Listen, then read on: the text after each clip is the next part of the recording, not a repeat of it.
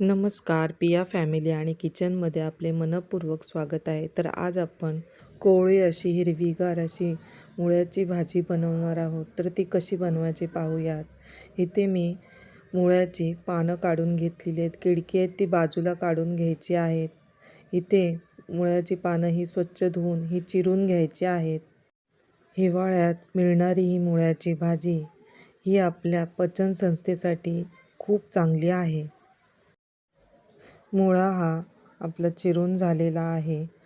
तर आता कढईमध्ये 2 चमचे तेल टाकलेले आहे. त्यात 7 ते 8 ठेचलेल्या लसूण पाकळ्या टाकायच्या आहेत. 2 बारीक चिरलेल्या मिरच्या, जरासं किंचित हिंग. चांगलं परतून झाल्यानंतर 2 ते 3 बारीक चिरलेले कांदे. कांदा चांगला फ्राय करत असताना त्यातच आपण अर्धा चमचा हळद टाकायची आहे. चवीनुसार मीठ टाकायचं आहे आणि त्यात मुळ्याची भाजी चिरलेली तीही टाकायची आहे.